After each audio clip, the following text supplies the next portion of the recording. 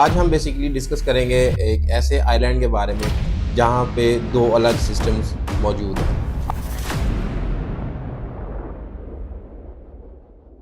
अस्सलाम वालेकुम, I am Daniyal from Sure Links International. Welcome back to the channel. आज हम बेसिकली डिस्कस करेंगे एक ऐसे आइलैंड के बारे में जहाँ पे दो अलग सिस्टम्स मौजूद हैं। आपके पास जो है एक नॉर्थ साइप्रस और साउथ साइप्रस। साउथ साइप्रस को बेसिकली रिपब्लिक ऑफ साइप्रस भी कहा जाता है। साइप्रस जो है बेसिकली जो रिपब्लिक ऑफ साइप्रस है, ये आपके पास जो है वो क्योंकि हम आज रिपब्लिक ऑफ साइप्रस की बात कर रहे हैं तो ये आपके पास एक टूरिस्ट प्लेस है, ठीक है। और टूरिस्ट यहाँ पर अपनी हॉलीडेज़ के लिए आता है। तो अब आप ये सोच रहे होंगे कि वहाँ पे जॉब्स और अकोमोडेशन का, तो वहाँ पे जॉब्स अवेलेबल होती हैं बिकॉज़ वहाँ पे जब टूरिस्ट प्लेस है तो ऑब्वियसली वहाँ पे होटल्स की, होटल मैनेजमेंट की, ठीक है, स्टाफ की, इस तरह की जॉब्स आपके पास अवेलेबल हैं। Student easily 1100 to 1500 euros earn कर सकता है इजीली। अगर स्टूडेंट का मतलब हार्ड वर्किंग है तो वो स्टूडेंट 2000 यूरोज़ तक भी चला जाता है। अगर कोई भी शख्स जो है वो बोलता है रिपब्लिक ऑफ साइप्रस का, तो इट्स मीन कि वो साउथ साइप्रस की बात कर रहा है। और साउथ साइप्रस जो है ये आपके पास इंटरनेशनली रिकॉग्नाइज्ड है और यूरोपियन यूनियन का ये आपके पास एक हिस्सा है। सबसे पहले हम डिस्कस करेंगे साउथ साइप्रस के बारे में। जो साउथ साइप्रस है आपके पास यानी रिपब्लिक ऑफ साइप्रस, जो कैपिटल है इसका वो है निकोशिया। अब एक चीज़ बात याद रखें कि जो नॉर्थ और साउथ साइप्रस है, तो इन दोनों का कैपिटल निकोशिया ही है। बेसिकली कुछ पार्ट जो नॉर्थ साइप्रस का है जिसको तुर्की खुद रिकॉग्नाइज करता है, तुर्किश वहाँ पे रूल्स इम्प्लीमेंट होते हैं, उसके पास भी जो कैपिटल का कुछ हिस्सा है निकोशिया का। और जो साउथ साइप्रस है जो यूरोपियन यूनियन का हिस्सा है और इंटरनेशनली रिकॉग्नाइज्ड है, उनका भी कैपिटल जो है वो निकोशिया ही है। अब हम इसके अगर वीज़े की बात करते हैं कि वीज़ा वहाँ पे कितनी देर का है, तो वीज़ा जो वहाँ पे आपके पास स्टूडेंट को मिलता है वो तकरीबन आपको मिलता है 13 टू 14 ईयर्स के लिए वीज़ा एक्सटेंडेबल है इसका, ठीक है। और अगर हम इसकी पीआर की बात करते हैं तो पीआर अब अराउंड अबाउट 7 टू 8 ईयर्स के बाद जो है वो बच्चा अपनी पीआर के लिए अप्लाई कर सकता है और एलिजिबल होता है। जो साउथ साइप्रस है इसमें जो स्टूडेंट्स के लिए है बेसिकली काफ़ी अच्छी अपॉर्चुनिटीज़ यहाँ पे मौजूद हैं। लाइक स्टूडेंट जो है वो फाउंडेशन के लिए, बैचलर्स के लिए, मास्टर्स के लिए अपनी डिग्री को यहाँ पे जाके परसू कर सकता है।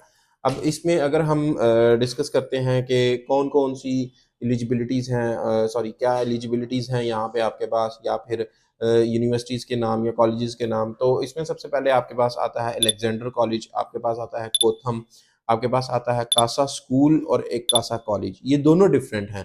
कासा स्कूल जो है वो मैट्रिक के लिए है, मतलब कि मैट्रिक के बाद जो स्टूडेंट्स जाते हैं, और जो कासा कॉलेज है वो बेसिकली आपके पास चले जाता है जो इंटर के बाद स्टूडेंट्स बैचलर्स में जा रहे हैं, ठीक है। उसके बाद आपके पास यूक्लैन आता है, ठीक है। अभी जो स्टिल इसके एडमिशंस हैं वो ओपन हैं और मई इनटेक इसमें चल रहा है, ठीक है। जो मई इनटेक है उसमें आपके पास अलेक्जेंडर का ऑप्शन मौजूद है जिसमें जस्ट फाउंडेशन के स्टूडेंट्स अपनी डिग्री को परस्यू कर सकते हैं। जो आपके पास अलेक्जेंडर है इसमें फाउंडेशन का, जैसे मैंने पहले भी बताया कि फाउंडेशन का कोर्स मौजूद है। अब इसमें अगर एलिजिबिलिटी की बात करते हैं तो 50% मार्क्स जो हैं वो रिक्वायर्ड होते हैं इंटर के अंदर फॉर फाउंडेशन प्रोग्राम। और लेकिन एक चीज़ डिफरेंस मैं थोड़ा सा आपको बताता हूँ कि मार्क्स की बेस पे फाउंडेशन या डिग्री का यहाँ पे मतलब कि स्टूडेंट का एडमिशन यहाँ पे सिक्योर नहीं होता। यहाँ पे जो सिक्योर होता है एडमिशन के, अगर किसी स्टूडेंट के आइट्स या पीटी के अंदर मार्क्स रिक्वायर्ड हैं जो फाउंडेशन में के लिए रिक्वायर्ड है, तो वो बच्चा फाउंडेशन के लिए एलिजिबल होगा।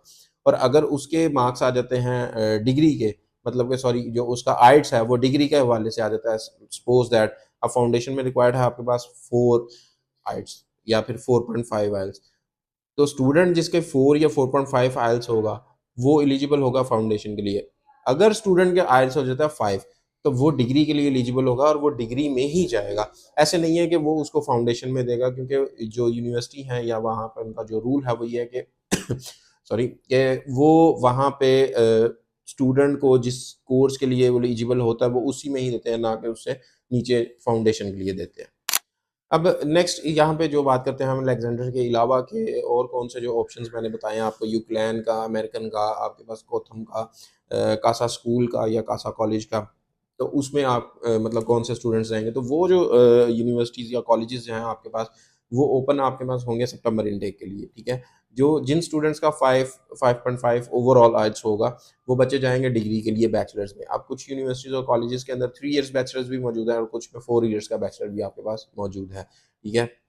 और जो फाउंडेशन है वो भी सेम एज इट इज़ सितंबर इनटेक में आपको वो भी आप मतलब कि स्टूडेंट्स उसको भी अवेल कर सकते हैं, उसमें भी जा सकते हैं। मई इनटेक को भी स्टूडेंट अवेल कर सकते हैं और सितंबर इनटेक के लिए भी अवेल कर सकते हैं, ठीक है। इसमें जो एक चीज़ होती है कि स्टूडेंट्स ने अपनी फाइल्स कब सबमिट करवानी है और इसका प्रोसेस क्या है। तो इसके प्रोसेस की तरफ चलते हैं। प्रोसेस इसका बेसिकली सिंपल है, जिसमें आपके पास ये है कि अप्लाई करते हैं, ऑफर लेटर आता है। ऑफर तक स्टूडेंट अपने बाकी डॉक्यूमेंट्स कंप्लीट करते हैं, जिसमें आपके पास स्टूडेंट का पीसीसी आता है, स्टूडेंट का मेडिकल आता है, स्टूडेंट के जो डॉक्यूमेंट्स होते हैं वो अटेस्टेड होते हैं आईबीसीसी और मोफा से, पोस्टाइल होते हैं, ठीक है। बैंक स्टेटमेंट स्टूडेंट की अटेस्टेड होती है।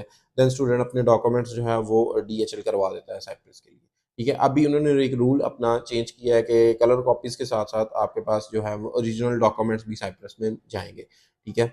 तो ये एक मतलब कि बहुत मेजर चेंज था साइप्रस के अंदर जो आया था, ठीक है।